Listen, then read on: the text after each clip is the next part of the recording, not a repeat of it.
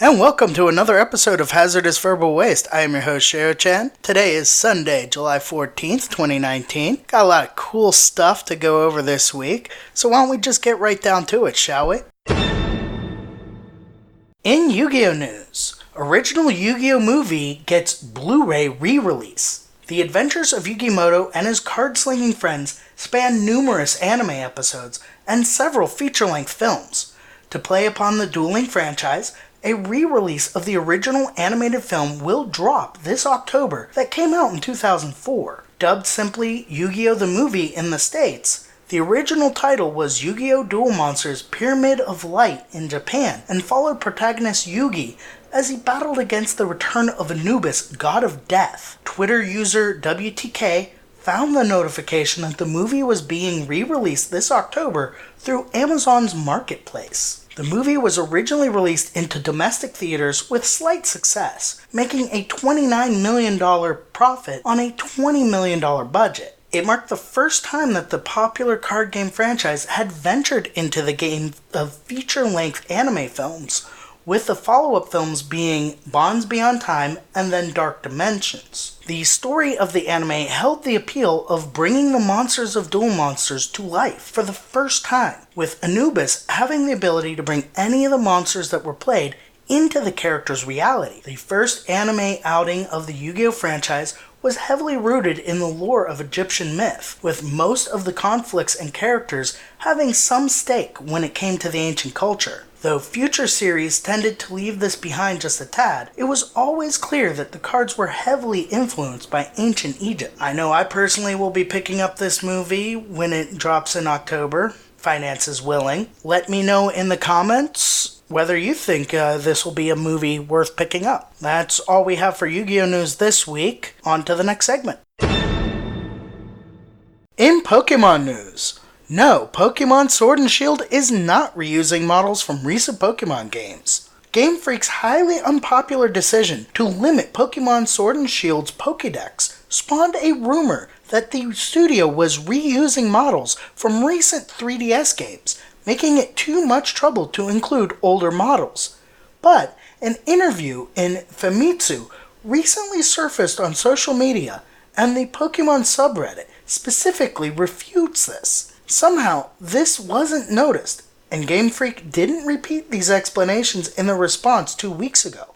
But developers rebuilt from scratch all of the models for Pokemon Sword and Shield, meaning the reused assets rumor is bunk. According to a translation from last month of the interview, also from last month, Game Freak's Junichi Masudo and Shigeru Omari said that it was difficult enough bringing in a full Pokédex, now numbering 809, into 2016's Pokemon Sun and Moon. The Switch's improved graphics and visual fidelity has since lengthened the development time necessary to render Pokemon, they explain, so the decision to limit a game's Pokédex would have been made sooner or later. It was made with Sword and Shield, so everyone's getting this out of their system now. Couple of finer points on this to remember. Developments like Mega Evolution and Dynamax, which affect all Pokemon, have considerable effect on development, balancing, and artwork to give a sense of what Game Freak is staggering under after 20 years of games. And further, the Pokemon Home storage system will be able to highlight Pokemon in future games even if they're left out of Sword and Shield. That said, it's uncertain whether Pokemon will be added to the games in post-release updates. That's all we have for Pokemon news this week. On to the next segment. In Magic the Gathering news, Magic the Gathering has officially banned 3 new cards, but unbanned another. Last week was a big week for Magic the Gathering players who play the Commander format and Modern format, with news broke that the Rules Committee officially unbanned 1 card and banned 2 others from Commander. Paradox Engine, Niona Shield of Emeria are now banned, and Painter's Servant has been unbanned. This was the first ban-unban update since 2017. For modern players, the card Bridge from Below was banned. As always, these changes have gotten a lot of eye rolls from players, because the ban list is always kind of controversial since, for many, it never gets rid of something that is too broken and only limits play. Imagine if you just spent money buying these cards for play, only to find out, it's no longer playable. As of this episode, Paradox Engine is still $34 new, and Iona is between $15 and $16. Painter's Servant is currently out of stock on Card Kingdom, and I'm sure the price will go up as people find ways to break it in and turn it into a force to be reckoned with. Magic players are nothing if not resourceful. Bridge from Below was banned, according to Magic's publishers Wizards of the Coast, because it was part of the Hogak Bridgevine deck, and its initial overall win rate on Magic Online was over 60%. The deck was centered around the combination of Hogak, Arisen Necropolis, Altar of Dementia, and Bridge from Below. This combination had a high overall win rate, fast wins, and few unfavorable matches. It's warped the metagame around itself, forcing other decks to adopt especially high numbers of anti-graveyard cards to keep pace. Ergo, Bridge from Below was taken out to make this combo less aggressive to other players. According to the Magic site, the next ban and restricted announcement will be August 26, 2019. So, those of you who play Magic in my audience, what do you think of these changes? Will they be good for the game? Will they be bad for the game? Let me know in the comments, and I'll let you guys know how you can get a hold of me directly or the show directly at the end of this episode. That's pretty much all we have for Magic the Gathering news this week. On to the next segment. Before we get to our next segment, a quick word from our sponsors. Hey everybody, I really do hope you love Hazardous Verbal Waste. Did you know that you can actually get paid just for listening to this podcast? I know, it sounds insane, but it's true. We just discovered this free new app called Podcoin, and it literally pays you to listen to podcasts. Here's how it works. You listen to podcasts, and you earn Podcoin while you listen. Then you turn that Podcoin in for gift cards at places like Amazon or Starbucks. Or if you're a good person, you could even donate that Podcoin to charity. The more you listen, the more you earn. So here's what you do. Download the app right now on iPhone or Android, and I have a special code for you. Simply use our code HAZARDOUS, and you'll get 300 Podcoin just for signing up. And if you listen to enough of us on there, you can get a cappuccino at Starbucks or an Amazon gift card on us. So go ahead and go listen to this podcast or virtually any podcast on Podcoin and sign up with code HAZARDOUS. I swear it'll change the way you listen to podcasts. In gaming news, should you buy the Nintendo Switch Lite? Nintendo will launch its Switch Lite system on September 20th. This is the first variant of the Switch console to be released since its 2017 debut model, so naturally people have questions. What makes the Switch Lite different? Is the Switch Lite right for me? What are the pros, cons, and hard facts about this new device? Well, it's a different kind of Switch. The Switch Lite is Nintendo's $200 variant of the standard Nintendo Switch, which typically retails for $300. While the standard Switch can function as either a portable handheld system or as a home console that you connect to your television, the Switch Lite will work only as a portable handheld device. It eschews its predecessor's hybrid nature in favor of an exclusively mobile experience.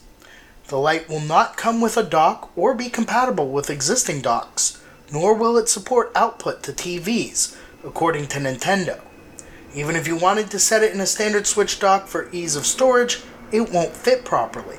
The Switch Lite is 3.6 inches tall and 8.2 inches long with a 5.5 inch screen, so it's a fair bit smaller than the standard Switch, which is 4 inches tall and 9.4 inches long with a 6.2 inch screen. The standard Switch allows players to detach the two Joy-Con controllers from the system. These detachable Joy-Cons can be used for motion control functions like the original Wii remotes, as well as serve as a pair of mini controllers that two people can use to play certain cooperative games together. The Lite, however, will not have removable Joy-Cons. Instead, its buttons will be built into the system itself, much like Nintendo's other handhelds. This means you won't be able to play games with a friend right out of the box like you would with the regular Switch, nor will you be able to natively play any games that require motion controls. The Lite will be able to sync with the full-featured Joy-Cons if you choose to purchase those separately, but it won't have a kickstand to prop itself up. Nintendo's announcement video revealed that any existing and future Switch games that support handheld mode will be playable on the Lite. While that sounds like a good deal on the surface, since most Switch games are handheld compatible, there are a lot more factors at play. If you don't want to buy any accessories and are intent on gaming with what's included in the base Lite package, a lot of games are going to have restrictions. Most notably, any motion controls in games will be off limits. That means you won't be able to swoosh your arm to swing a sword in The Elder Scrolls Skyrim, or aim a bow with your full body in The Legend of Zelda Breath of the Wild. Super Mario Odyssey is more fun to play with Joy-Cons as well. All these particular games offer button-based alternatives for the motion controls, so they'll still be totally playable with the Lite, but not all titles are as flexible with their control schemes. And even the aforementioned fully compatible titles won't play quite the same, since the Lite lacks the rumble feature of the Switch's Joy-Cons, which means you won't be feeling satisfying vibrations in your hands while performing in-game actions. Some of the best Switch games available will have limitations. You also won't be able to properly utilize Nintendo Labo kits, since quite a few require motion controls and are only optimized for the original Switch's physical dimensions. The VR kit, for example, will be completely out of bounds to Lite owners, while other kits won't work unless you pony up for accessories to connect to the Lite. As for full-fledged games that won't work with the Lite by itself, here are some of the most noteworthy titles not natively compatible with the system: Super Mario Party, 1-2 Switch, ARMS, and the Just Dance series. The Lite's lack of motion controls, rumble feedback, and detachable Joy-Cons won't bode well for its chances of being fully or even partially compatible with upcoming party games like Mario and Sonic at the 2020 Tokyo Olympic Games, so consider the potential long-term impact of choosing a Lite. You should also keep in mind that since the Lite won't include two detachable controllers right out of the box like the standard Switch does, the cost of making co-op happen will be higher than the initial $200 price suggests. Now, the Lite's $100 price difference disappears the second you consider any major accessories. A set of Joy-Cons costs $65 to $80, and you'll need to charge them because they can't charge on your Switch. A $35 battery pack, $30 charging grip, or a third-party charging cradle are needed for power. So if you're interested in games like Super Mario Party, you'll need to buy these additions for your Lite, which brings the actual cost of entry close to the Switch's $300 tag, if not more than that, and you still do not have the option to connect the handheld to your TV. The Lite is smaller than the standard Switch, but its battery life isn't much better. The Lite offers 3 to 7 hours of battery in comparison to the Switch's 2.5 to 6.5. Given the minimal difference, the Lite's biggest advantage over its more expensive older brother is its price tag. Specifically for those who aren't interested in motion-controlled games, Labo, or co-op play. In addition to its price and more compact size, there are also the visual benefits of the hardware to consider. The Lite will launch in 3 striking colors: yellow, gray, and turquoise. And there will also be a special edition Pokemon Sword and Shield Lite as well, for fans of the world's most beloved pocket monsters. Now, Nintendo could be positioning the Lite to take the place of the aging Nintendo 3DS, which is slowly fading into the sunset of gaming history. In that sense, the Lite's price, focused features, and smaller size make sense. Minus a few key features, the Lite's relative parity with the Switch makes it an interesting potential flagship handheld, since it'll be able to play most multiplayer games with its hybrid home console sibling system. Such a degree of crossover potential and community unity between a company's handheld and console user bases would be a noteworthy achievement.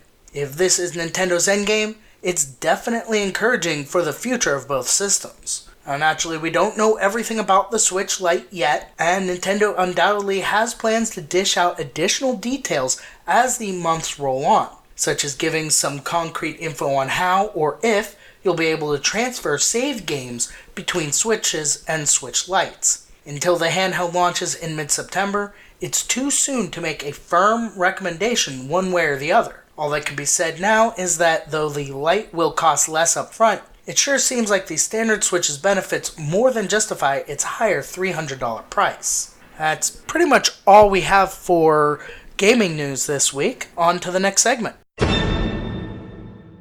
In movie news, Lashana Lynch will be introduced to Bond 25 audiences as the new 007. Lashana's role has been kept under wraps, but sources close to the production have now claimed that Phoebe Waller-Bridge's rewrite of the script will see the 31-year-old be introduced to audiences as 007. James Bond fans will know that the spy retired at the end of Spectre, and as Bond 25 opens, he will be living a life of luxury in Jamaica. However, soon we will return to MI6 in London, and the insider reveals that there is a pivotal scene at the start of the film where M says, "Come in, 007, and in walks Lashana, who is black, beautiful, and a woman. With Bond in retirement, it makes sense for the agency to pass on his codename to another agent, and I'm all for it being a woman. It's a popcorn-dropping moment. Bond is still Bond, but he's been replaced as 007 by this stunning woman," the source told the Daily Mail. Elsewhere, Christoph Waltz has also reportedly been spotted on set, hinting at the return of his Spectre villain, Blofeld. The return of the character was speculated about earlier in 2019 when the working title of the film was alleged to be Shatterhand. The name comes from an alias used by supervillain Blofeld in Ian Fleming's novel You Only Live Twice. However, Blofeld has been captured by MI6 at Spectre's conclusion, leaving fans wondering how he could return. New reports alleged that Waltz has been shooting scenes at Pinewood Studios, and when a visitor spotted him, Waltz insisted, "You haven't seen me." Bohemian Rhapsody star Rami Malek is set to Bond's 25's main villain in an as-yet named role, but Blofeld could make an appearance perhaps as a prisoner being interrogated for information. Bond 25 will be in cinemas April 8th, 2020. That's all the movie news we have for this week. On to the final thoughts. Before we get to our final thoughts, a quick word from some other shows you might find entertaining. Looking into the darkness, you can feel your heart racing, the heaviness of sorrow and dread take control, and the voice inside you says, "Don't go in there." Now join your hosts Ashley Ernie and Bill Reed as we venture down the weird and mysterious. Find the Don't Go In There podcast on your favorite podcast listening app, and remember, don't go in there.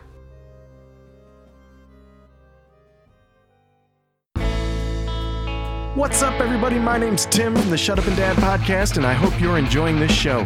If you're looking for some laughs after you finish listening to this episode, come check out Shut Up and Dad. You can find us on Facebook, Instagram, Twitter, and your favorite podcast platform by searching Shut Up and Dad, or simply head to our website, shutupanddad-podcast.com, where you can listen to episodes, read our blog, and find links to our show.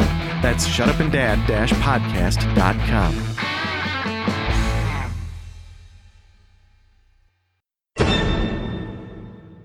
Well, here we are at the end of yet another episode. To recap, I talked about the Blu-ray re-release of the first Yu-Gi-Oh! Movie, the debunking of the conspiracy theory that Game Freak, the makers of the Pokemon games, was reusing old game images for the latest Pokemon game, Wizards of the Coast adjusting the banned-unbanned list for Magic the Gathering, the new Nintendo Switch Lite, and the new 007 being a woman after the retirement of James Bond. Now, if you would like to get a hold of me, either directly or through the show, there are several ways to do so. You can email me directly at hazardousverbal@gmail.com. You can use the contact form at hazardousverbal.com. You can reach me either through Twitter at Tosi Sama. You can reach me on Facebook through either the J North Media page or the HVW Podcast Fans page. You can leave a voicemail through Skype. The Skype ID is Ichimoto1. You can leave a comment on YouTube. You can leave a review through your favorite podcatcher. 5 stars preferred, but if you do leave a less than that, please also leave a review saying what it is you think I need to work on to gain that 5-star review from you. As for what I've been up to, I'm almost done paying off the pre-order for Yu-Gi-Oh! Legacy of the Duelist Link Evolution, and almost halfway done with the Gears 5 pre-order. Hopefully I'll be able to do a review of those games once they actually release. I have been playing more Duel Links, recently unlocking Sartorius as a playable character through the GX world. I recently attended the board game and miniature swap meet quarterly in Everett, Washington.